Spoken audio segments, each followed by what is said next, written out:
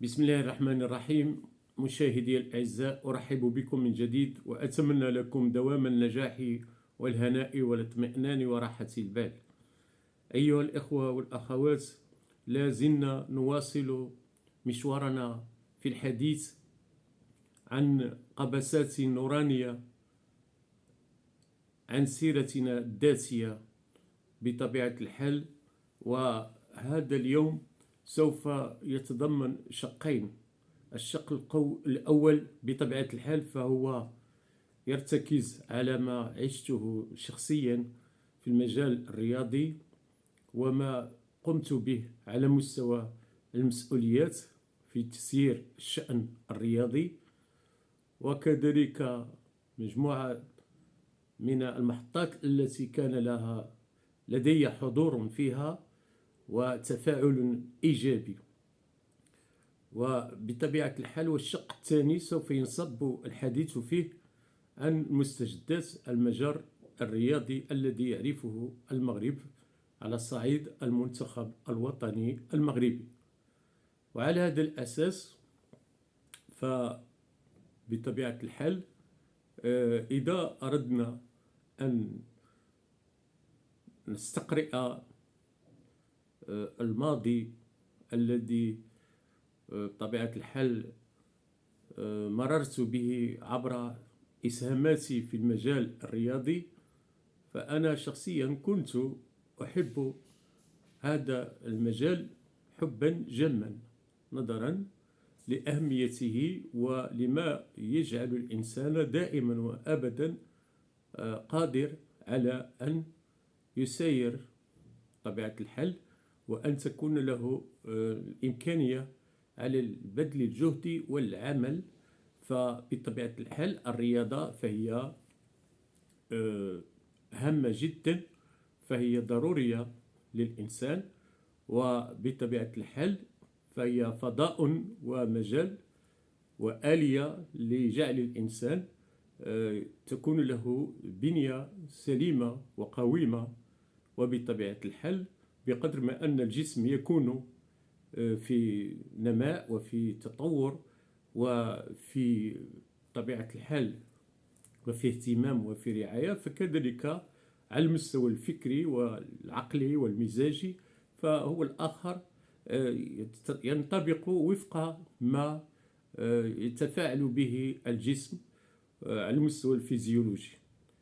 فعلى هذا الأساس فالوعي بأهمية الرياضة فهي مسألة حتمية وضرورية ومنذ زمان. وبطبيعة الحال والرياضة لها بأهداف ومعاني ودلالات. وبطبيعة الحال فحتى النصوص الدينية تنص على أهمية هذه الرياضة. علموا أولادكم بطبيعة الحال الرماية والسباحة وركوب الخيل، وهذا حديث نبوي شريف بطبيعة الحال.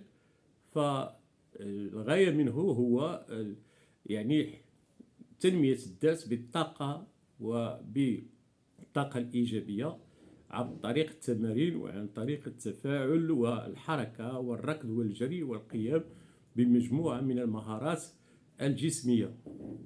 وبطبيعة الحال فالغاية من ذلك هو جعل الإنسان سويا وقويما، وطبيعة الحال يمتاز بالسلامة البدنية وكذلك السلامة حتى العقلية، لأنه كما يقال العقل السليم في الجسم السليم. فبقدر ما يكون الجسم بطبيعة الحال مشافى ومعافى ولا يعاني من أي ضرر أو ألم أو طبيعة الحال، فكذلك يكون الإنسان على مستوى عقله ومزاجه على أحسن حال. ولهذا وإن لم يكن أن العمل الرياضي يساهم في تطوير مردودية الإنسان وفي تقوية نشاطه وفي تحفيزه ورفع هممه على مستوى الإقبال على العمل وبذل الجهد أكثر فأكثر. إذن من هنا يمكن اعتبار المجال الرياضي فهو قيمة مضافة للإنسان، واستوجب عليه أن يمارس الرياضة باستمرار. وبطبيعة الحال يجب أن تحظى بالحظوة الكبيرة وبالاهتمام البالغ نظرا لما يكتسيه هذا المجال من أهمية ومن دور فعال وطلائعي وإحداث دينامية لدى الإنسان. وبقدر ما أنك بطبيعة الحال تتردد على ميادين التدريب والممارسة الميدانية من حيث الحركات الرياضية إلى غير ذلك، فبطبيعة الحال أن الجسم يكون أكثر حيوية وأكثر دينامية، وفي حالة العطاء الثر والذي يجعل الإنسان قويا وبطبيعة الحال له استعدادات وميكانيزمات للإقبال على بذل الجهد والقيام بأنشطة متعددة، وتمكن الإنسان من أن يستمر وقتا طويلا وهو يقوم بأعماله أحسن قيام نظرا لما لديه من استعدادات ونشاطات، ومهيئ نفسيا وبدنيا وفيزيولوجيا على القيام بأي عمل كان.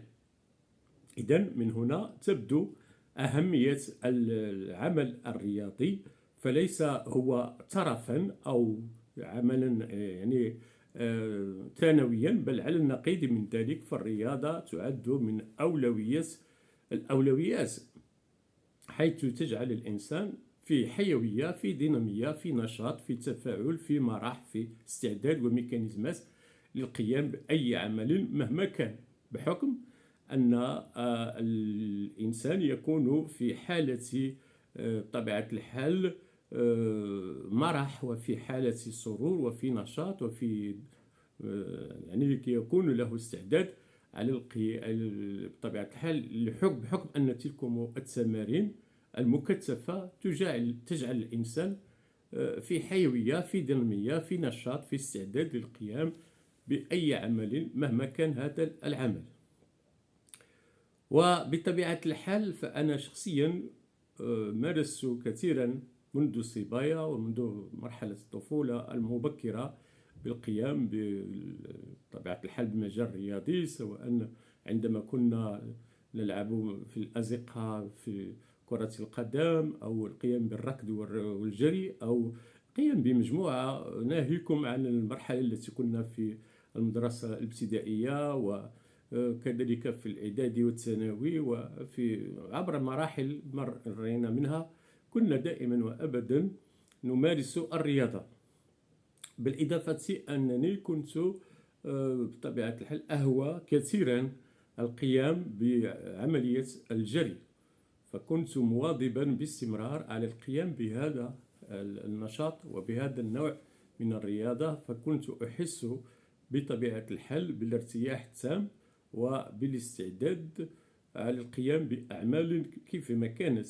إذن من هنا يمكن القول على أن المجال الرياضي فهو بطبيعة الحال كنت مولع به منذ الصغر، وليس غريب علي. وعلى هذا الأساس فإنني كذلك عندما توليت مسؤوليات كثيرة بطبيعة الحال اقتحمت هذا المجال بشكل منتظم، في إطار بطبيعة الحال تأسيس في جمعيات على مستوى جمعيات في جمعية الأحياء، فكانت لدي أسست فريقا وجمعية تسمى بجمعية بطبيعة الحال بجمعية تلكم الفرقة التي أسستها تسمى بنادي نهضة النهضة الوزانية، واستعملت كل الإجراءات القانونية وكل ما استوجب القيام به، وكان طبيعة الحال العناصر المنخرطة لدي من عدة أحياء من مدينة وزان. وبطبيعة الحال فكان معي في هذا طبيعة الحال هذا الفريق وهذا النادي 44 فردا، ومن طبيعة الحال من خيرة شباب مدينة وزان. فتحملت تلكم المسؤولية على عدة مستويات في تهيئ أقمصة للاعبين في نوع الكرة، أنواع الكرة، يعني حضرتها لهم كل ما يستلزم القيام النادي فاستحضرت لهم، وكنت دائما وأبدا يعني بحكم أنني كنت هو الرئيس والمسير والصاهر الآمن على هذا الفريق، فكنت دائما أدعمهم بكل شيء. وبطبيعة الحال حتى على المستوى التحفيز، حيث كنا نقوم بجلسات وحوارات وتوجيهات وإرشادات حتى في مجالهم الدراسي. وبطبيعة الحال كنت دائما وأبدا أقدم لهم مساعدات وتوجيهات نيرة على المستوى الأخلاقي والتربوي والسيكولوجي، بالإضافة تلكم التمارين الرياضية التي كنا نقوم بها وتتبعهم عن كتب. وبطبيعة الحال فقضينا بضع سنوات وإحنا في هذا الحال، وكنا نواظب وحصلنا على عدة جوائز. وبطبيعة الحال وشاركنا في عدة دوريات رمضانية، وكذلك في بطولة سنوية. كانت هذه البطولة السنوية مكونة من 16 فريق من مدينة وزان، وكل تلك الفرق قد أقصيت، وبقينا نحن الفريق الذي أسسته هو الذي بطبيعة الحال حصل على البطولة السنوية في آخر السنة، وتوجنا بطبيعة الحال بجوائز وبتحفيزات وتشجيعات إلى غير ذلك.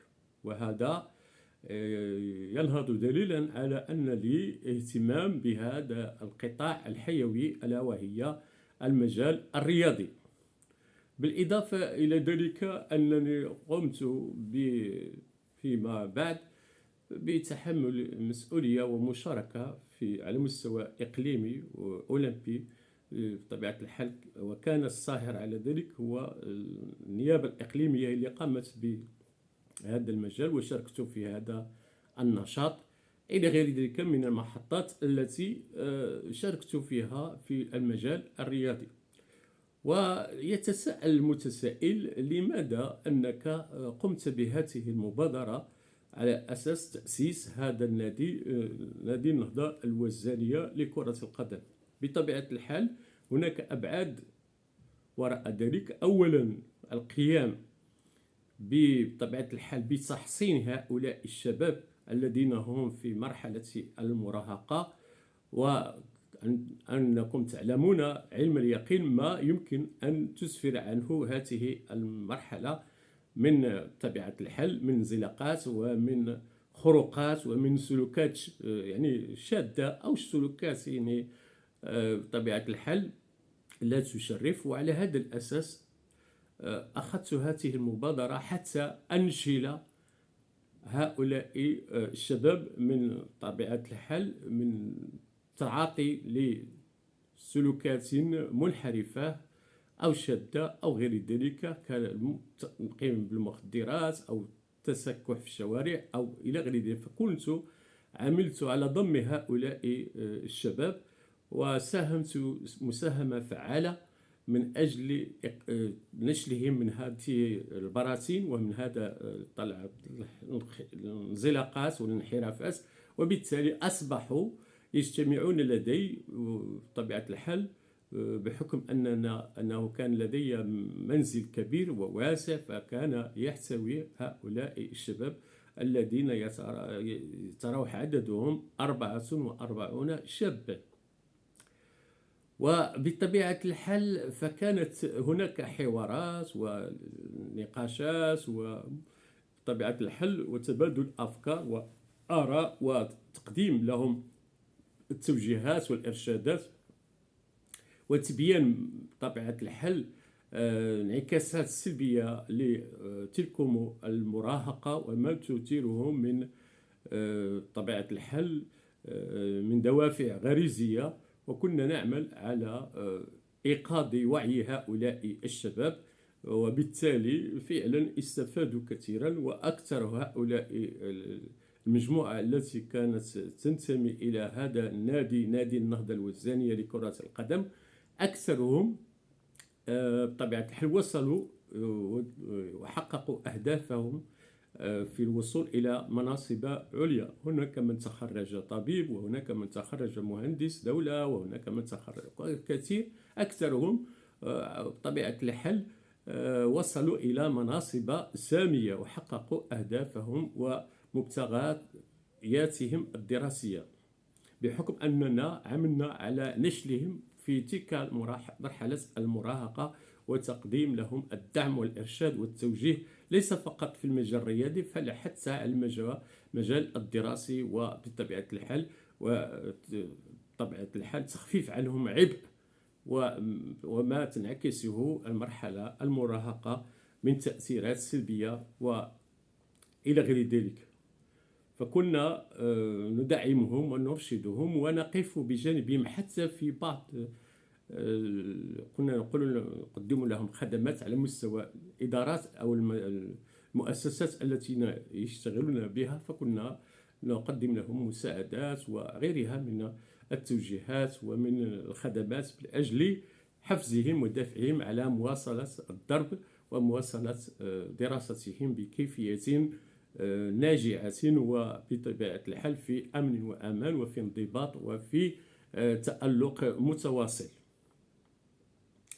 إذن هذا النشاط الذي قمت به فكان فقط عمل تطوعي، ليس هنالك استفادة من شأن ذلك، وإنما كانت هنالك لدينا رغبة في خلق إشعاع بطبيعة الحال داخل على مستوى المدينة، وبالتالي يحصل هناك تفاعل وتعارف وطبيعة الحال تبادل الأفكار، وبالتالي حتى يخرج الإنسان من قوقعته الشاب بأنه يتفاعل مع مجموعة من الشباب مختلف الأحياء. كانوا يجتمعون لدي في المنزل الذي هو كان كما قلت لكم يحتوي على هؤلاء العدد الكبير من هؤلاء الشباب. فكنت أقوم بخرجات معهم والحضور الفعلي والعيني للمقابلات التي تجرى مع عدة فرق، وبطبيعة الحال كنت أعمل على تنظيم ذلك وتقديم اللاعب المناسب على حسب كل مقابلة وما تطلبه من كفاءات ومن لاعبين في مستواهم الرفيع. حتى بذلك كنت أسهر على تنظيم ذلك وتفعيل ذلك بكيفية نزيهة وديمقراطية وتحفيزية، وبذلك حققنا انتصارات تلو الأخرى إلى أن حصلنا على استطعنا أن نقصي كل تلك الفرق، وبقينا نحن الوحيدين في نادي النهضة الوزانية لكرة القدم، وذلك بطبيعة الحال سنة 1997. وبطبيعة الحال فكان التتويج من طرف رئيس المجلس البلدي آنذاك السيد الوادي عبد السلام رحمه الله. فبطبيعة الحال نشاطات ومهام قمنا بها في مجالات عديدة ومتعددة، إلا أنه الآن خصصنا هذا الحديث عن السيرة الذاتية التي تتعلق بالمجال الرياضي. هذا كان فيما يتعلق بالشق الأول على مستوى الحديث والكلام عن ما يخصني في سيرتي الذاتية على مستوى القطاع الرياضي، وما قمت به من إنجازات وما من إسهامات فيما يخص هذا المجال الحيوي الذي هو هام جدا، وبطبيعة الحال فهو لا يقل أهمية عن مجال الدراسة والتفكير في الاجتهاد وفي الدراسة، وفي كذلك المجال الرياضي فهو استلزم أن تبذل جهود مستفيضة في هذا المجال، وأن يعمل الإنسان على دراسته ومعرفته عن كسب وعن علم وعن دراية بطبيعة الحال، لأن المجال الرياضي فهو يتطلب بطبيعة الحال استعدادات ميكانيزمية ذاتية ومهاراتية، وكذلك على المستوى الذهني والاستعداد النفسي إلى غير ذلك. فهذا يدخل في إطار ما هو سيكولوجي وما هو نفسي وما هو استعداد إلى غير ذلك. فهذا حتى هو الآخر يستدعي كفاءة تعلمية، ويعرف مجموعة من القوانين، مجموعة من الأهداف المسطرة والاستعدادات النفسية إلى غير ذلك. والآن سوف أنتقل في الحديث عن مستجدات التي يعرفها المنتخب الوطني المغربي بطبيعة الحال، انطلاقا من أنه استطاع أن يظفر بأن يصل إلى المربع الذهبي سنة 2022 بطبيعة الحال بدولة قطر الشقيقة. وهذا التألق كانت حقيقة مرحلة بداية أخرى لتألق المنتخب الوطني المغربي. ولذلك أصبح المغرب تلك ما تشكل مرحلة مفصلية عن مدى تألق المغرب وانطلاق نقطة الانطلاق أخرى جديدة للتألق وللمجد ولطبيعة العالمية وللنجومية أكثر فأكثر.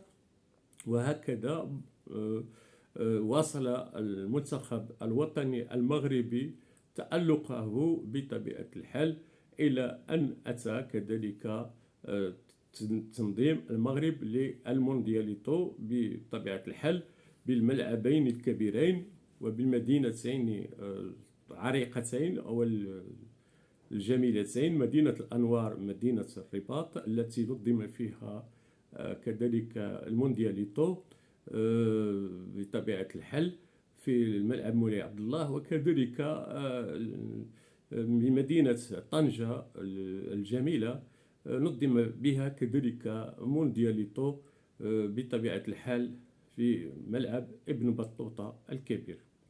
إذن لاحظوا كيف أن المغرب بطبيعة الحال مضى متألقا ومن طور إلى طور ومن مرحلة إلى مرحلة أخرى في الدينامية وفي الحيوية وفي الفاعلية وفي النجومية.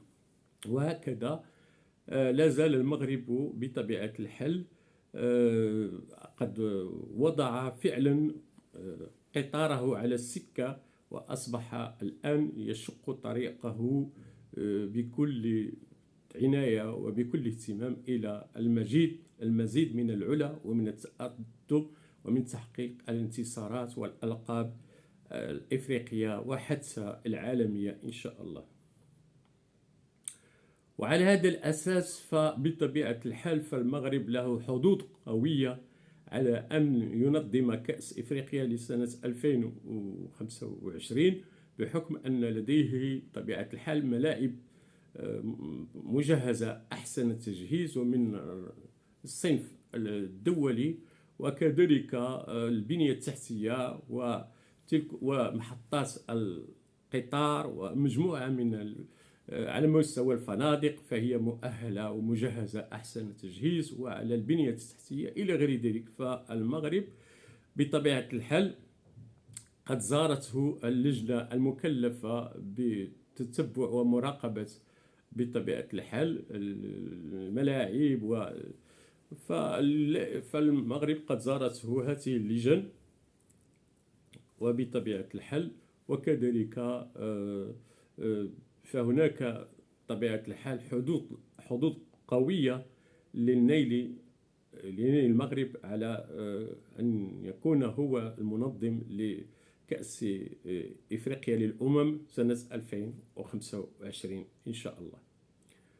وهكذا بطبيعة الحال يواصل المغرب طموحه في أن كذلك قدم ترشيحه بمشاركة دولتين كبيرتين هي دولة إسبانيا والبرتغال، فقدم المغرب ترشيحهم بطبيعة الحال إلى الفيفا حتى يكون بطبيعة الحال هذه الدول تنظم كأس العالم لسنة 2030. وبطبيعة الحال مما يثلج الصدر على أنه من بعد ذلك لقي هذا الترشيح استعدادا وترحيبا من طرف الاتحاد الأوروبي، وكذلك من الكاف، يعني دولة كل دول إفريقيا. فبطبيعة الحال الاتحاد الأوروبي دعم ورحب بهذا الملف وهذه طلب الترشيح لهذه الدول الثلاث. وبطبيعة الحال وكذلك الكاف هو الآخر، الكونفدرالية بطبيعة الحال لكرة القدم الإفريقية لكرة القدم، فهي وافقت وبالإجماع على أن ملف ترشيح المغرب فهو يحظى بالقبول من طرف كل هذه الدول الإفريقية وكذلك حتى الدول الأوروبية. وهذا مؤشر جيد على أن المغرب أصبح بطبيعة الحال له ديع وصيت وله أهمية وله بطبيعة الحال تمايز وتألق، وكل دول العالم تريد أن يكون المغرب يحتضن هذه الألعاب، يعني كأس العالم لسنة 2030، بحكم أنه يتوفر على بنية تحتية قوية جدا وتجهيز للملاعب وملاعب فخمة ومن العيار الثقيل ومن التصنيف الدولي، بالإضافة كذلك على مستوى الفنادق، على مستوى الطرق، على عدة مستويات. فالمغرب فهو بطبيعة الحال ملفه يحظى بالاهتمام وبالتقدير، وإن شاء الله سيكون المونديال سنة 2030 بما لا شك فيه بالمغرب. وبطبيعة الحال فالمغرب قد اقترح مجموعة من المدن المغربية التي ستكون مشاركة لهذا بطبيعة الحال في كأس العالم، من ضمنها بطبيعة الحال مدينة أكادير ومدينة مراكش وكذلك مدينة الدار البيضاء والرباط وطنجة وفاس. وبطبيعة الحال هذه المدن الأساسية 6 التي قد برمجت في الملف أثناء بطبيعة الحال ترشيح المغرب لتنظيم كأس العالم، فهذه المدن إن شاء الله سوف تجرى بها مقابلات لكأس العالم لسنة 2030.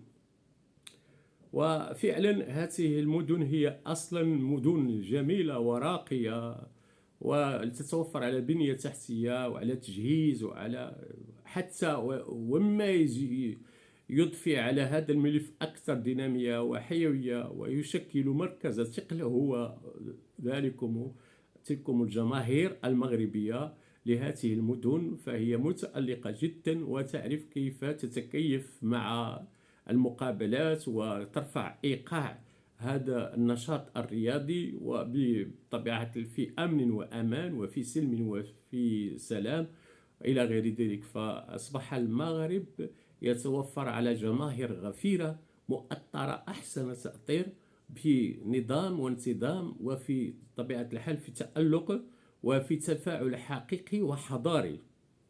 وبطبيعة الحال هذا يعزز الملف المغربي ويقويه أكثر فأكثر. وبطبيعة الحال فالمغرب عندما سوف يكون إن شاء الله ينظم هذه التظاهرة العالمية لسنة 2030 لكأس العالم، بطبيعة الحال أن المغرب سوف ينطلق انطلاقة أخرى بطبيعة الحال إن لم تكن صرخة أخرى في الآفاق العالمية وفي التألق وفي التمدن وفي الازدهار. وبطبيعة الحال أن المغرب ماض ولله الحمد في تطور مستمر وفي صيرورة وفي دينامية وفي تألق وفي نماء وفي ازدهار على عدة مستويات. فالنهضة شاملة الآن تطال المغرب وبطبيعة الحال، والشرارة الأولى بادية بطبيعة الحال فيما يخص المجال الرياضي، فهو يشكل رافعة قوية ومنارة بطبيعة الحال كنار على علم على أن المغرب أصبح بلدا متألقا ومتحضرا ويعد من الدول العظمى التي يجب أن يحسب لها ألف حساب في هذه الثورة الكوبرنيكية على مستوى النهضة الشاملة، سواء في المجال الرياضي أو في المجال الاقتصادي أو في التألق السياسي أو على عدة في ديمقراطية المؤسسات أو في حقوق الإنسان أو غيرها من التطورات أو التي يعرفها المغرب في كل مجال وعلى عدة مستويات وعلى عدة أصعدة. حتى النجوم واللاعبين المهرة والمتألقين في عدة مجالات. إن المغرب يعرف ثورة حقيقية كوبرنيكية على مستوى الإقلاع التنموي الشامل، وبطبيعة الحال حتى في المجال الرياضي بالخصوص، في سواء ليس فقط في مجال كرة القدم بل كل في أنواع الرياضات تعرف نقلة نوعية، ليس فقط فيما يخص الذكور بل حتى على مستوى العنصر النسوي، فهم كذلك في تألق مثير للإعجاب، وهذا حقيقة شيء غير مسبوق للدول. فالمغرب بحقيقة أقلع إقلاعا حقيقيا ونهضويا شاملا نحو العلا، نحو التقدم، نحو الازدهار. فهنيئا لنا بهذا التألق المستمر. وبطبيعة الحال وهذا ينهض دليلا على مدى عناية وحرص بطبيعة الحال عاهلنا المفدى صاحب الجلالة محمد السادس حفظه الله على هذه السياسة الرشيدة والمتميزة والمتفردة، والتي أثارت هي الأخرى إعجاب ورضا العالم. فنهنئ أنفسنا على هذا التألق وعلى هذه النهضة وعلى هذه الصحوة، سواء كانت فكرية أو اقتصادية أو رياضية أو سياسية أو تنموية شاملا. فشكرا لكم أيها الإخوة والأخوات على هذا الاهتمام وعلى هذا التتبع وعلى طبيعة الحال وعلى اهتمامكم الأخص بما يخص سيرتي الذاتية، التي ولله الحمد ستكون منارة قوية ولكل من بطبيعة الحال يريد التألق وأن يصل إلى المراتب العلى وأن يعمل نهضة شاملة أو ثورة كوبرنيكية على ذاته وعلى نفسه من أجل الإقلاع الحقيقي. ولكن بطبيعة الحال لا يتأتى ذلك إلا بالوعي على المستوى التربوي، على المستوى الأخلاقي، على المستوى السياسي، على المستوى الجمعوي، على المستوى النهضوي، على المستوى الرياضي، على عدة مستويات. أن تنطلق من عنديتك ومن انطلاقاتك ومن إمكاناتك، وبالتالي أكيد أنك سوف ترقى إلى مستوى مشرف، إلى مستوى عالي. وبطبيعة الحال لكل بطبيعة الحال حتى تستطيع أن تبني صرح مجدك وتؤسس هيكل عظمتك بطبيعة الحال بالاقتداء بالإرشاد بالتوجيه إلى غير ذلك. فشكرا لكم وإلى اللقاء إن شاء الله في مقابلة أخرى، والسلام عليكم ورحمة الله تعالى وبركاته.